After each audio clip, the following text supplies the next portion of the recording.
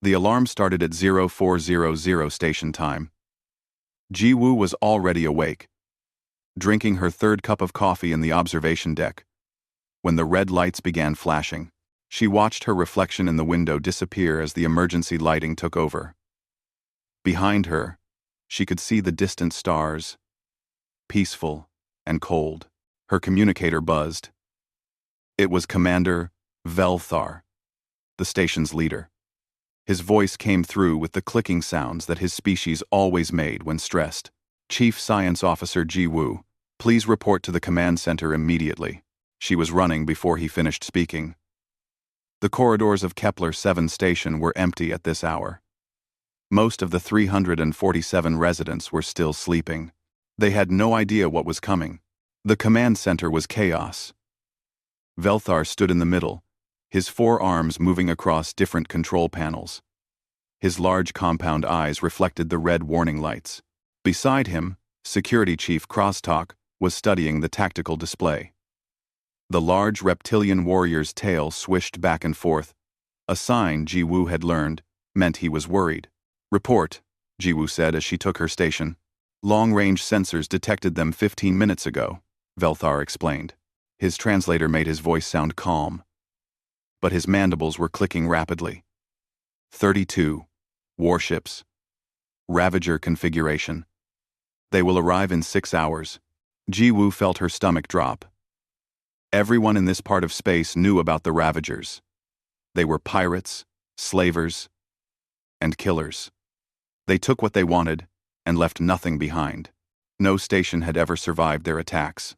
What about the Galactic Council? She asked. The nearest patrol? Crosstalk's laugh was bitter. 4 days away. We sent the distress call. They acknowledged it. They will come to collect our bodies and write a report. There has to be something we can do, Ji-woo said. She pulled up the station's defensive systems on her screen.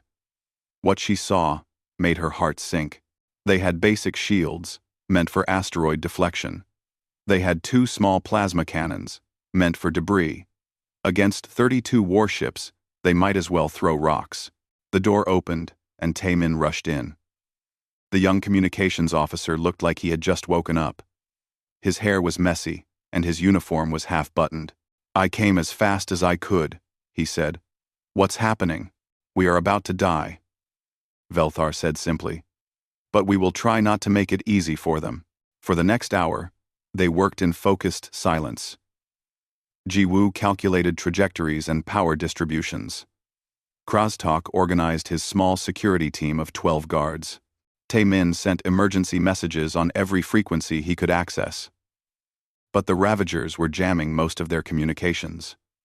Only short-range signals were getting through. Hae-jin arrived an hour later. The station's medical officer was older than Ji-woo, with gray streaking through her black hair. She had kind eyes, but right now, they looked tired. I am setting up emergency medical stations, she told them. But Velthar, we both know this is pointless. When they come, our medical supplies will not matter. Velthar nodded slowly. I know, but we must try. For morale, if nothing else. As the hours passed, more people learned about the approaching fleet. Parents held their children. The Quilnari families gathered in their communal spaces, humming their death songs. The Meridian merchants began recording messages for their families back home. The station's few dozen humans gathered in the cafeteria, quiet and grim. Ji-woo found herself there during a break. Tae-min and Hae-jin were already sitting at a table, staring at their untouched food. Do you think anyone will come? Tae-min asked quietly. Hae-jin shook her head. The council patrol is too far. Everyone else is too afraid of the Ravagers. What about Earth? Tae-min asked. We are only 8 hours from human space. Ji-woo had already thought about this. Even if we could get a message through the jamming, would they come? We have been part of the Galactic Council for 15 years. But Earth keeps to itself. Most species still think of us as those scary Deathworlders who should stay quarantined. Can you blame them? Hae-jin said with a sad smile. We come from a death planet. Our survival instincts scare them. Our military makes them nervous. They invited us to join the council, but they do not really want us around. Taemin stared at his coffee. So we die out here, and Earth will not even know. I will try, Taemin said suddenly. He stood up. I will find a way to punch through that jamming. Maybe someone will hear us. Maybe someone will care. Back in the command center, Taemin worked frantically. Jiwoo watched him while she ran her own calculations. She was working on something desperate. Jiwoo, Jiwoo, Jiwoo. If she could overload the station's reactor in a specific way, she might be able to create an explosion large enough to take out several Ravager ships. It would destroy Kepler-7, but at least they would not die helplessly. I have something, Taemin shouted. The jamming has a pattern. There is a gap every 11 minutes, lasting about 4 seconds. If I can time it perfectly, I might be able to send a tight beam message toward human space. Do it, Velthar said immediately. Taemin's fingers flew across his console. He was counting down under his breath. 3, 2, 1, now. He hit the transmit button. For exactly 3.7 seconds, a focused beam of information shot through space toward the nearest human colony. Then, the jamming closed back in, like a fist. Did it work? Jiwoo asked. Taemin slumped in his chair. I do not know. The message was compressed and encrypted. If anyone was listening, if the beam reached far enough, if they can decode it. He trailed off.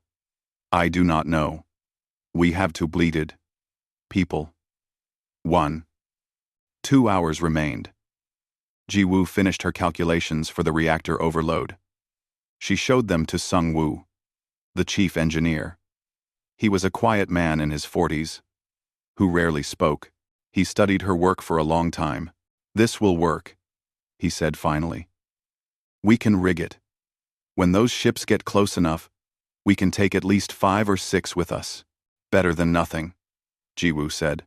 In the shelter decks, Heejin moved among the civilians. She held Quilnari children while their parents hummed softly. She checked on elderly Murinans who had accepted their fate with calm dignity. She sat with human families who tried to be brave. 1 hour remained. Velthar opened a station-wide channel. Residents of Kepler-7, he said. I will not lie to you. A Ravager fleet is approaching. We have called for help, but none will arrive in time. We have prepared our defenses, but they will not be enough. I am sorry. I am so very sorry. The channel closed. Silence filled the station. Some people cried. Some prayed. Some simply held each other. In the command center, the 4 of them sat quietly. Jiwoo, Taemin, Heijin, and the 2 aliens who had become their friends. They watched the tactical display as 32 red dots crept closer. Taemin kept his eyes on the communications panel, hoping for a miracle that would never come. But sometimes, miracles are just someone who heard you calling in the dark. The first Ravager ship appeared like a knife cutting through reality. One moment there was empty space. The next, there was a massive warship, with dark metal plating, and weapons bristling from every angle. Then another appeared. Then 5 more. Then 10. Jiwoo counted them as they dropped out of faster-than-light travel. 37, she said quietly. 5 more than we detected. Velthar's mandibles clicked together. Recommendations? We die 5 minutes faster, Crosstalk said flatly. His clawed hand rested on his plasma pistol. Does it matter? For 10 minutes, nothing happened. The Ravager fleet simply hung in space, surrounding Kepler-7 station like predators circling wounded prey. Then, the communication channel opened. The face that appeared on the main screen was Nightmare Fuel. Grukmar, the Ravager war chief, was huge, even by his species standards. Thick scales covered his face. His eyes were yellow with vertical pupils. When he smiled, he showed rows of sharp teeth. Little station, he said. His voice was deep and rough. I am Grukmar. You know what we are. You know what we do.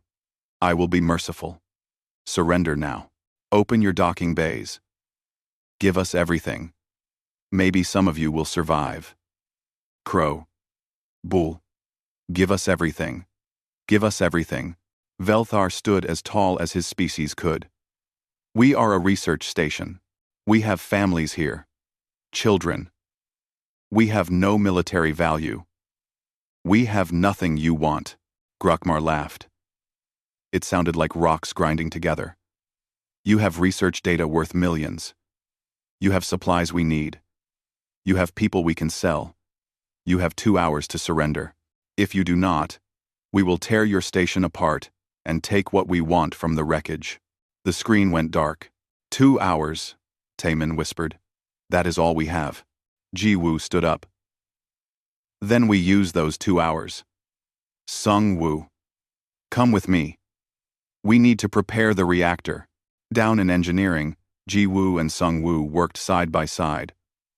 The reactor core hummed with barely contained energy. They were going to turn it into a bomb. It was delicate work. One mistake, and they would blow up immediately. But they were both steady-handed and focused. Do you have family on Earth? Sung-woo asked as he connected a bypass circuit. A brother, Ji-woo said. You? A daughter. She is 12 now. She wanted to be a scientist like her father. He smiled sadly. I sent her a message earlier.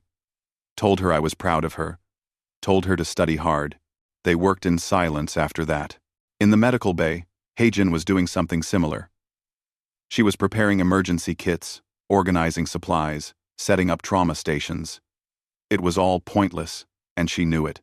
When the Ravagers came, there would be no time for careful medical treatment. But keeping busy helped. It made her feel like she was doing something. A young Quilnari child approached her. The small insectoid's wings were drooping with fear. Will it hurt? The child asked in the clicking language.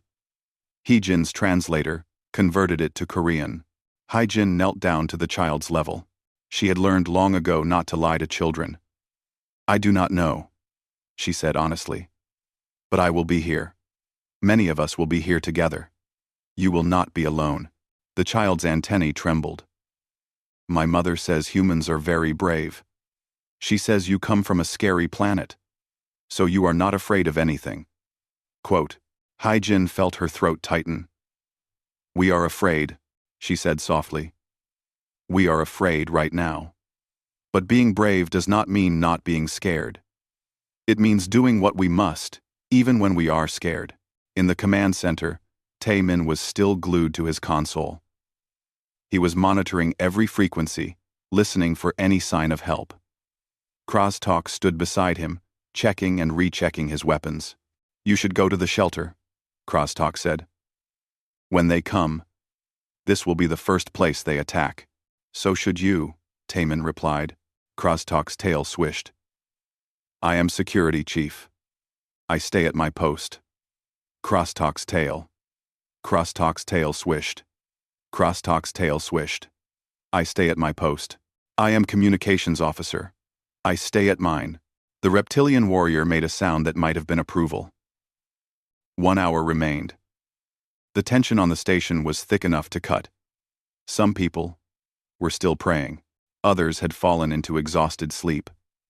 The security team was positioned at key points throughout the station, ready for a fight they could not win. Then, with 30 minutes left, something changed. Wait, Taemin said suddenly. He leaned closer to his console. I am picking up something. Energy signatures at the edge of the system. Velthar's head swiveled toward him. The Ravagers? No. Different signatures. Moving fast.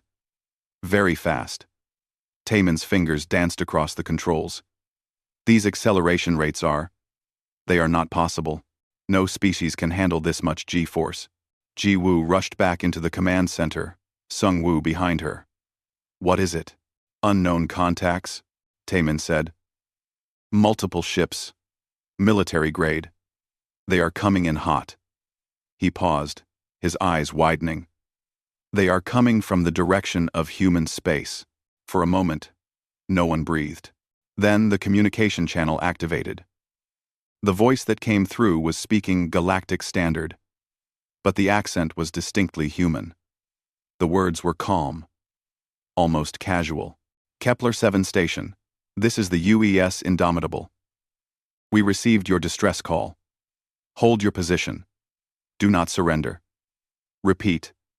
Do not surrender. We are inbound. Estimated time of arrival, 47 minutes. The command center exploded with noise.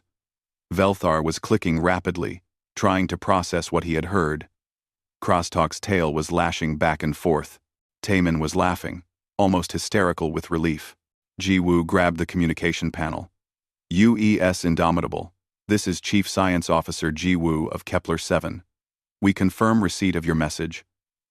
We are holding position, but you need to know, there are 37 Ravager warships surrounding us. Repeat. 3 to 7 hostile warships. There was a pause. Then the voice came back, and now it sounded amused. We are aware. Kepler 7. We have them on sensors. Stand by. The sensors were showing clearer data now. 14 ships. The fleet was smaller than the Ravager force, but Ji-woo noticed something strange. The human ships were built differently. They were heavier, with more armor. Their energy signatures were off the charts, and they were still accelerating at speeds that should turn any crew into paste. What are they doing? Velthar asked. Those acceleration rates will kill them. No, Ji-woo said slowly. They will not. We come from a high-gravity planet. Our bodies are built for this. But most species. She looked at Velthar. Most species cannot survive what we consider normal. Kroztalk was studying the tactical display with professional interest. These ship designs. They are built for war. Real war. Not the small conflicts we have now. 1. Sung-woo nodded. Earth has not had a major conflict in 100 years. But we remember. We prepare. Just in case. The Ravagers had noticed the new arrivals, too. Grokmar's face appeared on screen again. He looked angry. Unknown vessels. This is Ravager War Chief Grokmar. This station is our prize.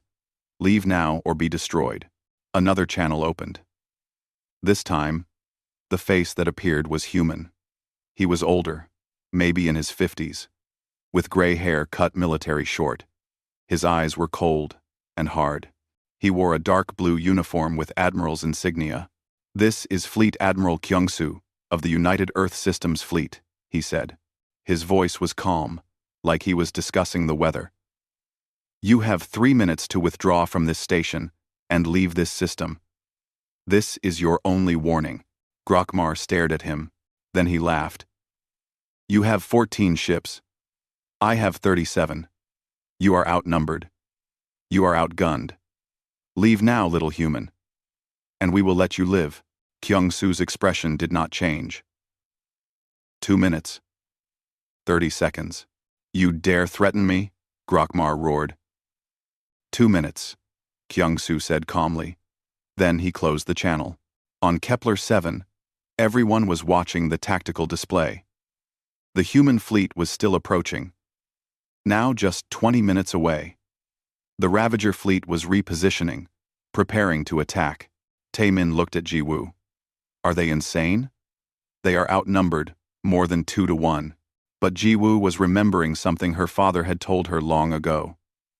He had been a soldier before he retired. He had said that humans did not fight like other species. Other species calculated odds and made rational decisions.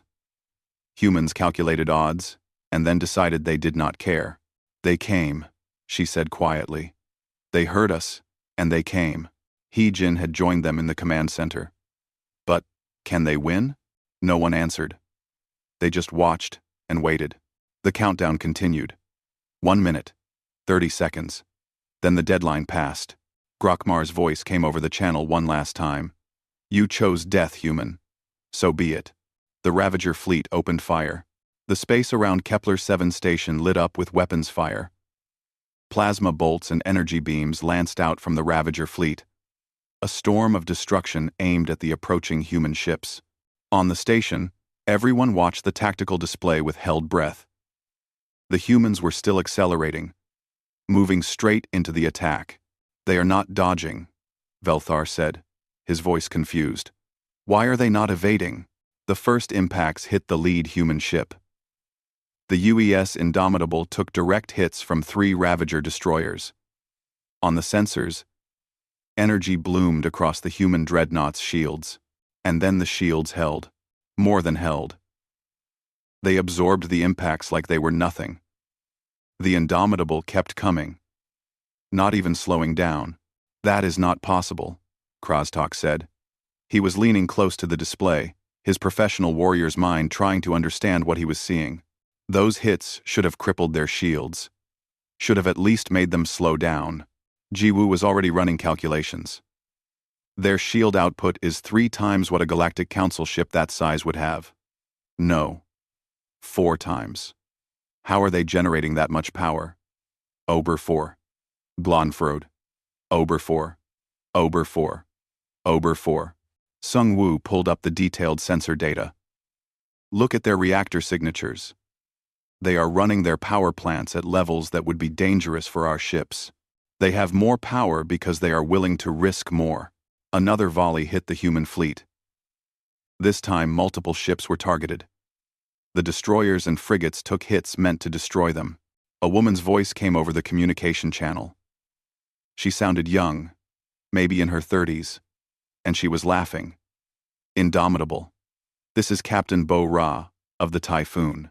My shields are at 92%. Are these pirates trying to tickle us?" Admiral Kyung-soo's voice was dry. "Focus, Captain. All ships. Execute attack pattern Delta 7. Target their heavy cruisers first." The human fleet split apart. It happened so fast that it took Jiwoo a moment to understand what she was seeing. The 14 ships broke into 3 groups, each moving with perfect coordination. They were not controlled by artificial intelligence. The Galactic Council had banned military AI centuries ago, after a devastating war. This was pure human coordination. Crews working together like they shared one mind. "How are they doing that?" Velthar asked. "That level of coordination should require computer assistance." "They train for it," Heejin said quietly. She had served in Earth's merchant marine before becoming a doctor. Human military crews drill constantly. They practice until they can work together, without thinking. It is what we do. 5. The human fleet reached firing range. For a moment, nothing happened. Then, space erupted with weapons, fire from the human ships. What came out was unlike anything the Galactic Council used. Solid metal slugs launched at incredible speeds from railguns. Superheated plasma beams that burned with temperatures normally found in stars. And something else. Something that made Velthar's translator click with alarm. "Those are nuclear weapons," he said. "They are using nuclear missiles." Nuclear missiles. Krostok's tail went rigid. No civilized species has used nuclear weapons in warfare for thousands of years. Jiwoo felt a chill run down her spine. She knew Earth's history. She knew that humans had almost destroyed themselves with nuclear weapons centuries ago. Most species viewed them as too destructive, too barbaric for modern warfare. But humans had not forgotten how to use them. The first Ravager ship died before anyone understood what had happened. A nuclear-tipped missile hit its reactor core. The explosion was blinding. A miniature sun born and dying in seconds. When it cleared, the ship was gone. Just debris spinning away into space. 2 more Ravager ships followed in the next 10 seconds. On his command ship, Grokmar was roaring orders. His tactical officer, a smaller Ravager with quicker thinking skills, was studying the battle data with growing horror. "War Chief," the officer said, his voice shaking. "These humans fight like nothing in our database. Their weapons are too powerful. Their tactics are too aggressive. They are not following any known combat doctrine." "Then we adapt," Grokmar snarled. "All ships, focus fire on their lead vessel. Destroy the Indomitable. 20 Ravager ships turned their weapons toward the human dreadnought. Enough firepower to level a small city poured into the Indomitable. The shields flared bright enough to see with human eyes, a blue-white glow that hurt to look at. In the command center of the Indomitable, Admiral Kyung-soo watched his shield display drop to 70%. Then 60. Then 50. "Sir, should we evade?" his tactical officer asked. "No," Kyung-soo said calmly. "Helm. Maintain course. Weapons. Target the enemy flagship. All forward guns. Fire on my mark." The Indomitable's nose was pointed directly at Grokmar's command ship. Every weapon on the forward arc of the massive dreadnought charged up at once. "Fire," Kyung-soo said. The combined firepower was staggering. Railgun slugs the size of small cars, plasma beams hot enough to vaporize steel, and 3 nuclear missiles, their warheads set to maximum yield. Grokmar's command ship had good shields. They held for almost 2 full seconds. Then they collapsed. The railgun slugs hit first, punching through the armor like it was paper. The plasma beams followed, melting metal and burning through deck after deck. The nuclear missiles arrived last, but Grokmar was lucky. His helmsman, panicking, had thrown the ship into a random, evasive maneuver just before impact. 2 missiles missed. The third hit the aft section, blowing away a quarter of the ship's mass. The command ship survived, but it was crippled, spinning slowly out of control. On Kepler 7, Taemin was trying to keep up with the tactical display. Ships were moving too fast. Explosions were happening too quickly. "How many Ravager ships are left?" he asked. Ji-woo was counting. 28. No. 27. They just lost another one. The battle had been going for less than 5 minutes. The human fleet was working like a pack of wolves. The destroyers and frigates moved in coordinated groups, targeting damaged Ravager ships and finishing them off. The Indomitable, even with damaged shields, continued to hammer away at the larger enemy vessels. A new voice came over the human fleet channel. Male, young, excited. "Valkyrie Flight Group. This is Commander Dong-hyun. We are launching fighters. Let us show these pirates how Earth does close combat." Dozens of small craft streamed out from one of the human carriers. They were tiny compared to the capital ships. One-person fighters that looked fragile and fast. They screamed toward the Ravager fleet at speeds that seemed suicidal. "Those are human pilots," Velthar said. "They are pulling forces that would kill most species," Crosstalk added. He sounded impressed despite himself. "Look at those maneuvers. That is not computer flying. Those are living beings doing that." The human fighters tore into the Ravager fleet like knives. They were too small and too fast for the big ship weapons to track. They darted in, fired their missiles, and darted away before the enemy could respond. 3 more Ravager ships took critical damage from the fighter attack. Grokmar was screaming orders, but his fleet was falling apart. Some ships were trying to retreat. Others were still fighting. A few had stopped firing entirely, their crews paralyzed with fear. "War Chief," his tactical officer said quietly, "we should withdraw. We have lost 18 ships. If we stay, we will lose everything." Grokmar grabbed the smaller Ravager by the throat. "We are Ravagers. We do not flee from anyone. We are fleeing from Deathworlders," the officer gasped. "There is no shame in that. These humans are from a planet that tried to kill them every day. They learned to fight by fighting their own world. We cannot win this." Grokmar threw the officer aside. But he knew the truth. He had studied the database on humans before. He had read the reports. He had thought they were exaggerations. Now he knew they were not. Earth was a nightmare planet. High gravity that made humans strong. Dangerous predators that made them fast. Harsh climates that made them tough, and a history of warfare that made them masters of combat. Other species had evolved past the need for violence. Humans had evolved to be perfect at it. All ships, Grokmar said, his voice defeated. Retreat. Jump to faster than light, travel on my mark. But the humans were not done. Admiral Kyung-soo's voice cut through every channel, cold and final. Ravager fleet, this is the UES Indomitable. You will not be permitted to retreat. You attacked a civilian station. You intended to kill innocents. There will be no mercy for you. On Kepler 7, Heejin gasped. They are not going to let them go. Ji-woo understood. This was not just about saving the station anymore. This was about sending a message. Attack human-protected space. And there would be consequences. The human fleet accelerated again, chasing down the fleeing Ravager ships. It became a slaughter. One by one, the Ravager vessels were caught and destroyed. Some tried to fight back. It did not help. Some begged for mercy. They received none. In 20 minutes, it was over. 34 Ravager ships destroyed. 3 captured. 2 damaged to flee or fight. Grokmar's command ship was one of them, floating dead in space, with its engines blown away, and its weapons silent. The human fleet circled Kepler 7 station like protective wolves around their pack. Admiral Kyung-soo's face appeared on the station's screen. Kepler 7.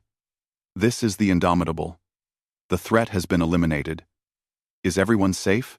In the command center, Velthar, Krastok, Ji-woo, Taemin, Hye-jin, and Sung-woo stared at the screen. They were all too shocked to speak. Finally, Ji-woo found her voice. Yes, Admiral, we are safe, thanks to you. Kyung-soo smiled. It was a tired smile, but warm. We take care of our own, he said. And anyone who calls for help. The aftermath of the battle was almost as shocking as the battle itself. The human fleet had suffered damage, but nothing critical. Admiral Kyung-soo reported 2 killed and 17 wounded across all 14 ships. Against a force more than twice their size, they had achieved total victory in less than 45 minutes.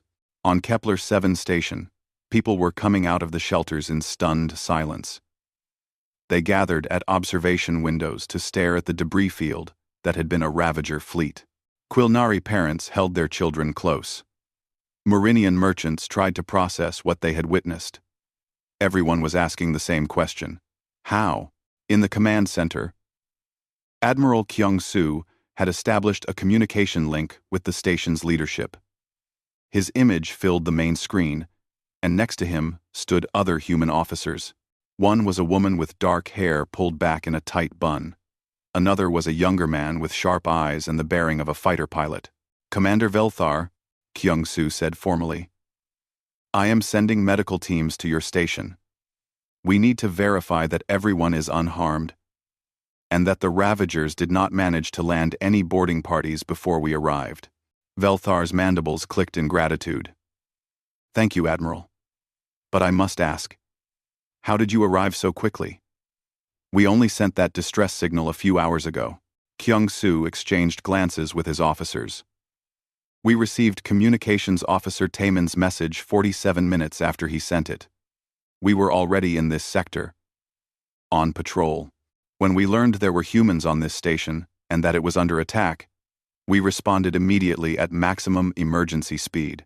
But the nearest human colony is 8 hours away, Ji-woo said, studying her star charts. How were you close enough to arrive in under an hour? The younger officer, who wore a pilot's insignia, smiled. We do not advertise our patrol routes, Chief Science Officer.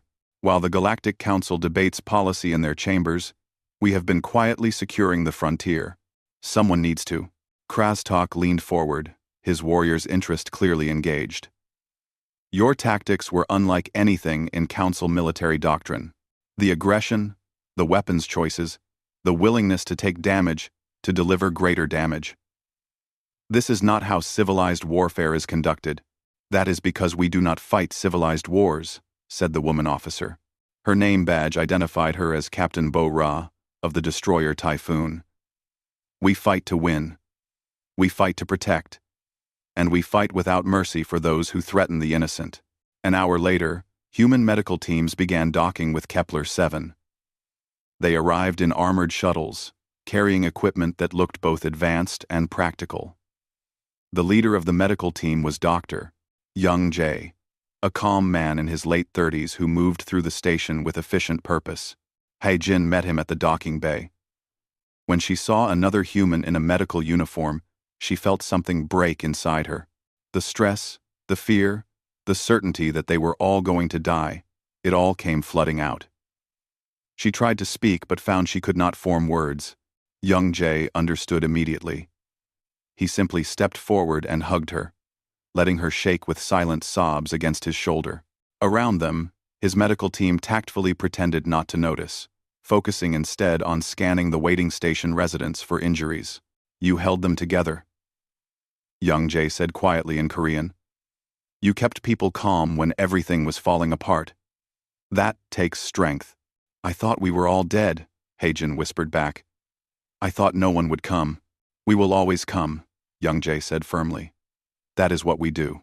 While the medical teams worked, Admiral Kyung-soo prepared for the next phase. 3 Ravager ships had survived, all heavily damaged. One was Grokmar's command vessel. The Admiral wanted prisoners, wanted information, and wanted to send a very clear message to any other pirates who might be watching. "Captain Min-soo," Kyung-soo said to one of his officers, "prepare Marine Commander Jin-ho and his boarding teams. We are going to take that command ship." On the Marine assault carrier UES Retribution, Commander Jin-ho gathered his troops. He was a compact man in his early 30s, built like compressed steel. His Marines were preparing their powered armor, checking weapons, and running through boarding procedures they had practiced 1,000 times. Jin-ho stood before them, his voice carrying to every soldier. "The target is War Chief Grokmar's ship. These are the pirates who wanted to kill everyone on that station, who wanted to enslave children, who have destroyed dozens of other stations before this one." He paused. "We are going to show them what happens when you threaten human-protected space. Full combat rules. If they fight, we fight back. They will be treated according to military law." "Any questions?" A young Marine raised her hand. "Sir, these Ravagers are known to be fierce warriors. They are bigger and stronger than most species." Jin-ho smiled. It was not a nice smile. "They are not bigger or stronger than us. We are from Earth. We are the Deathworlders. Remember that." The boarding action began at 0600 station time. 3 assault shuttles, armored and bristling with weapons, launched from the Retribution. They moved toward the crippled Ravager command ship, like sharks approaching wounded prey. Grokmar watched them come. His ship was dead in space, power failing, life support running on emergency reserves. Most of his crew was injured. His weapons were offline. He had lost everything. But he was still Ravager War Chief. He would not go quietly. "All remaining warriors," he growled over the ship's internal communication. "Arm yourselves. These humans want to board us. We will show them that Ravagers do not surrender." The first human Marines breached through the cargo bay doors. They moved in 4-person teams, their powered armor making them look like walking tanks. The armor was dark gray, covered in sensors and weapon mounts. Each Marine carried a rifle that looked powerful enough to punch through bulkheads. A group of Ravager warriors was waiting for them. These were the survivors, the toughest fighters from a species built for combat. They roared their war cries and charged. What happened next was brief and brutal. The human Marines did not panic. They did not retreat. They simply raised their weapons and fired. The Ravager warriors, who were used to close-quarters combat, were cut down before they got within 10 meters. Those who did reach the Marines found that even in close combat, humans in powered armor were stronger. Jin-ho led his team deeper into the ship. They moved with practiced efficiency, clearing room by room. Ravagers who surrendered were zip-tied and left under guard. Ravagers who fought were neutralized with overwhelming force. On Kepler-7, the residents watched live feeds from the human Marines' helmet cameras. The feeds were being broadcast so that everyone could see that the threat was truly over. What they saw was almost frightening in its efficiency. The humans moved like a machine, unstoppable and relentless.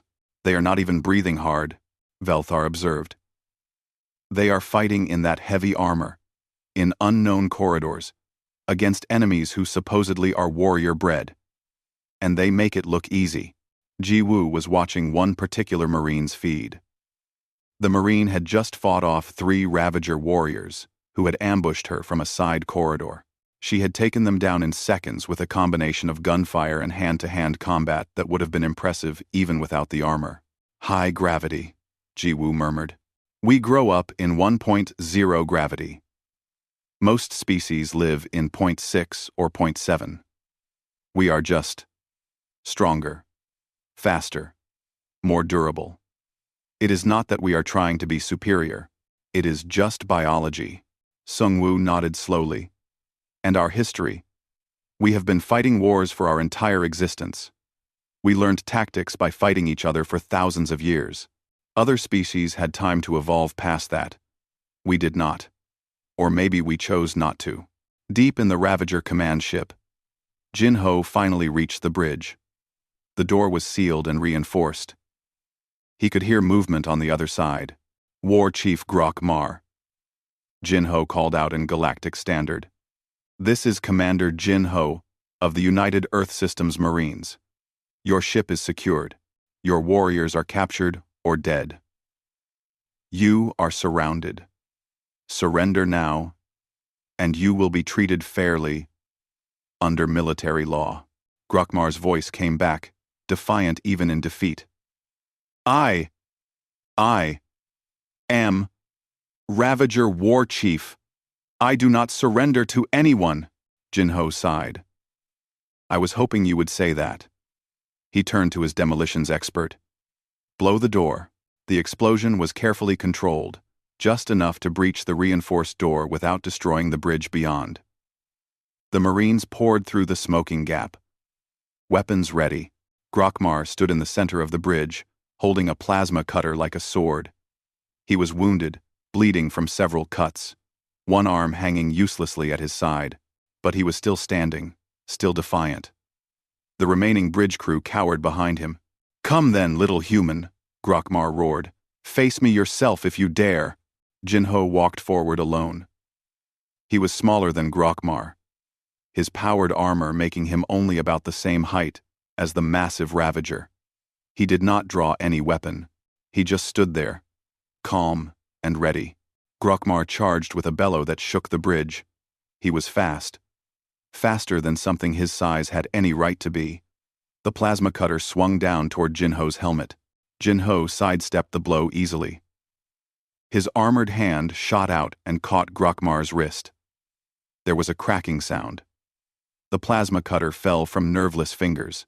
Jin-Ho twisted, using the larger alien's momentum against him, and slammed Grokmar face first into the deck plating. It was over in 3 seconds. War Chief Grokmar, Jin-Ho said calmly, keeping the alien pinned with one armored knee. You are under arrest for piracy, attempted murder, and about 40 other charges I will list later. You have the right to remain silent. I suggest you use it. Behind him, his Marines were securing the bridge crew, who had surrendered immediately after seeing their leader defeated so easily. Back on Kepler 7, the station residents watched in amazement. The fierce Ravager war chief, the terror of this sector, had been taken down in seconds by a human who made it look routine. Is that normal for humans? Asked a young Quilnari, her voice full of awe. Her parent clicked thoughtfully. I think we have been very wrong about humans. They are not scary because they are violent. They are scary because they are so very good at protecting those who need protection. The human fleet stayed in orbit around Kepler 7 for 3 days. During that time, repair crews worked around the clock, fixing minor damage to the station's external sensors and communication arrays that had been hit by stray weapons fire. Medical teams continued checking every resident, making sure no one had been hurt during the crisis. And Admiral Kyung-soo made good on his promise to take care of the people who had called for help. On the second day, Ji-Woo was invited to visit the UES Indomitable.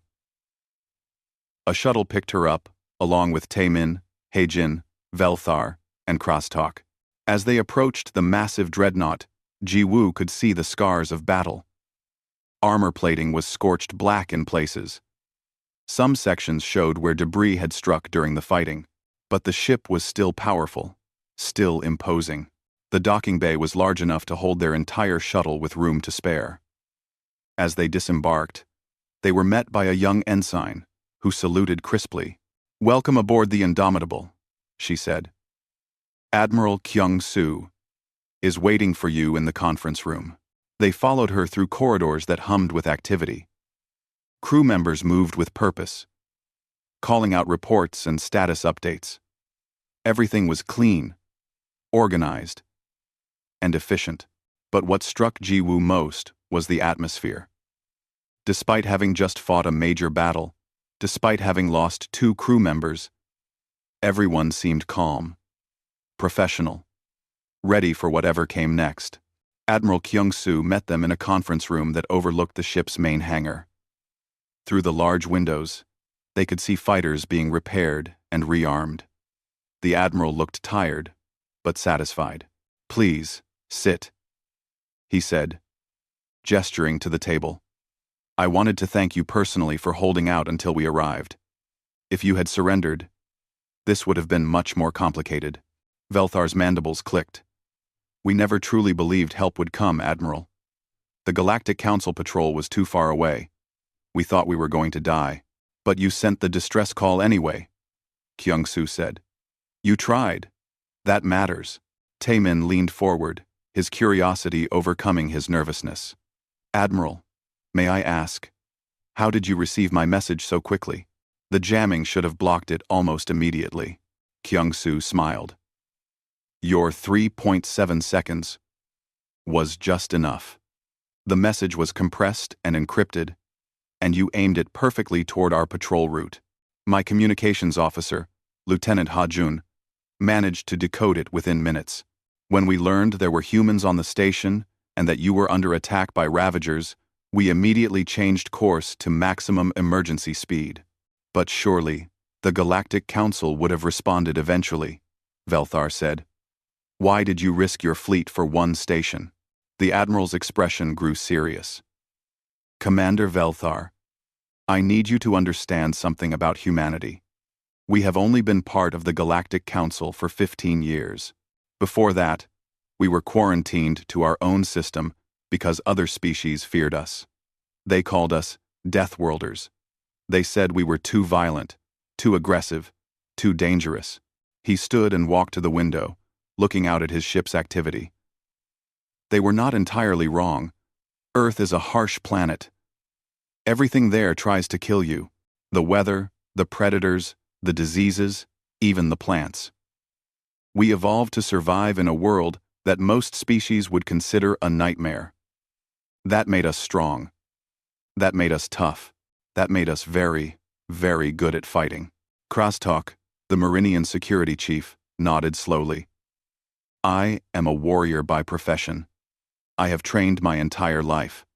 But watching your Marines board that Ravager ship, it was like watching water flow downhill. Natural, inevitable, efficient. We train constantly," Kyung-soo agreed. "Not because we want war, but because we remember our history.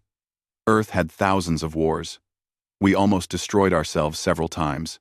We learned from that. We learned that the best way to prevent war is to be so strong that no one wants to fight you.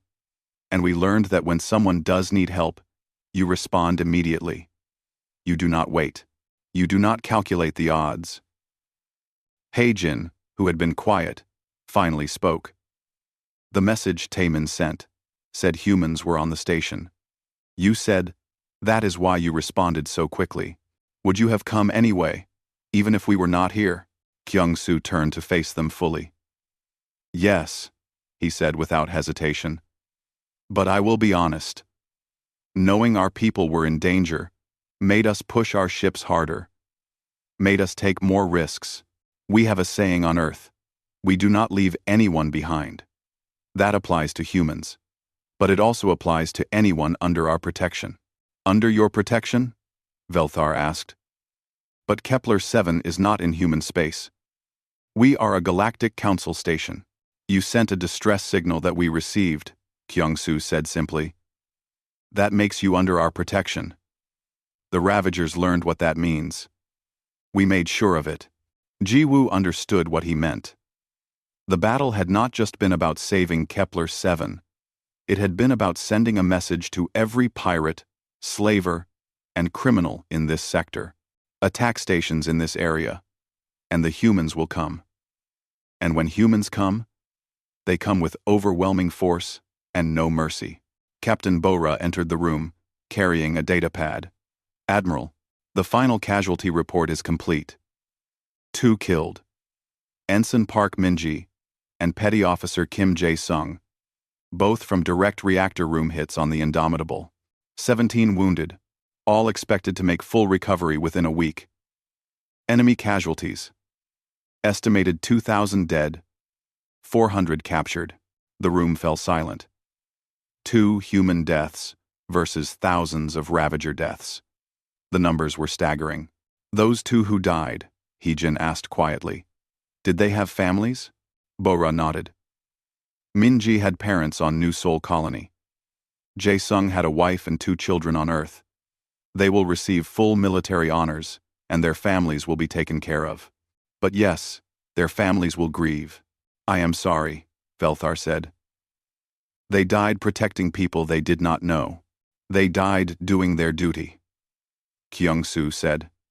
They died making sure that innocents did not have to. There is honor in that. On the 3rd day, the human fleet prepared to depart. But before they left, Kyung-Soo made an announcement that surprised everyone. He called a general meeting, inviting not just the station leadership but any resident who wanted to attend. The Indomitable's main hangar was opened up, with shuttle service provided for the hundreds of people who wanted to come. Ji-woo stood in that hangar along with nearly everyone from Kepler-7 station. Humans, Quilnari, Murinans, and 8 other species all gathered together.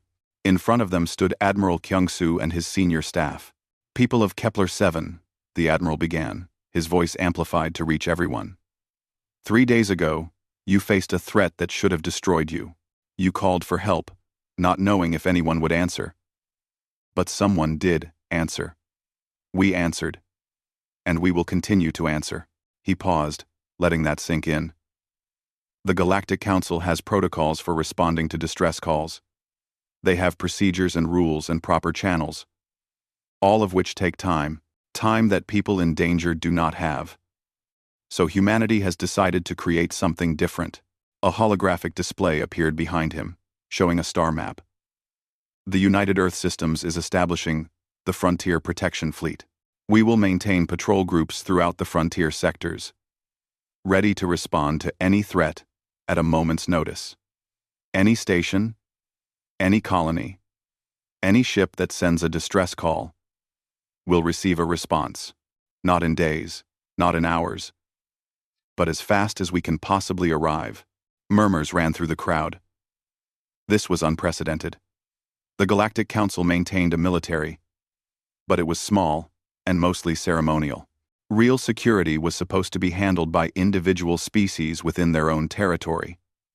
But the frontier, the border regions between established space, had always been dangerous and underprotected. We are not trying to replace the Galactic Council, Kyung-Soo continued. We are not trying to take over. We are simply doing what we believe is right, protecting those who need protection, and we invite any species, any ship, any individual who shares this belief to join us. The Frontier Protection Fleet will accept volunteers from all Council species. Crosstalk was one of the first to step forward. The Murinian warrior approached Kyung-Soo and saluted in the human military style. Admiral, I am Security Chief Crosstalk of Kepler-7 Station. I am also a veteran of the Murinian Defense Forces. I would like to volunteer for this fleet. And Kyung-Soo returned the salute. We would be honored to have you, Chief Crosstalk. Others followed. Some were security personnel from the station. Others were veterans from various species who had been living in retirement. A few were simply young people who had watched the humans fight and wanted to learn from them. As the meeting ended and people began filing back to their shuttles, Ji-woo found herself standing with Tae-min and Hae-jin, watching the human Marines form up for a ceremonial guard. They were honoring their fallen. 2 coffins, draped in Earth's flag, were being loaded onto a transport that would take them home. They really meant it, Tae-min said quietly. When they said they do not leave anyone behind, Hae-jin nodded. Those 2 died for us. For people they never met. I do not know if I could do that. You did do that, Ji-woo said. You stayed at your post when you thought we were all going to die. You comforted people even though you were terrified. That is the same thing. They watched in silence as Admiral Kyung-soo and his senior staff saluted the coffins. Then the transport lifted off, beginning its journey back to Earth. Later that day, as the human fleet prepared for final departure, Ji-woo received a personal message from Kyung-soo. She read it alone in her quarters. Chief Science Officer Ji-woo. You and your colleagues showed tremendous courage during the crisis. You held your people together when everything seemed lost. You prepared to fight back even against impossible odds. That is the spirit that Earth values most. Know that Kepler-7 will never be alone again. We are watching over you. And if you ever need us, just call. Ji-woo saved the message and went to the observation deck. The human fleet was forming up, preparing to jump to faster than light speed. As she watched, Tae-min and Hae-jin joined her. So much for being the scary Deathworlders nobody wants around, Tae-min said with a smile. Hae-jin laughed softly. They were scared of the wrong thing. They thought we were dangerous because we are violent. They did not understand that we are only dangerous to threats, to everyone else. We are the safest thing in the galaxy. Ji-woo nodded, watching as the ships began to glow with pre-jump energy. And now they know. Mess with one of us, you mess with all of us. Call for help, and we will answer. Always. The human fleet jumped, disappearing in flashes of light. But everyone on Kepler-7 knew they were still out there. Somewhere in the dark between stars, human ships were patrolling, watching, protecting. The galaxy had learned an important lesson. Deathworlders were not something to fear. They were something to be grateful for. And anyone who threatened the innocent would learn why humanity had survived on a planet that tried to kill them every day for millions of years. They survived because they were stronger. They were tougher. They were more determined. And most importantly, they took care of their own. All of them.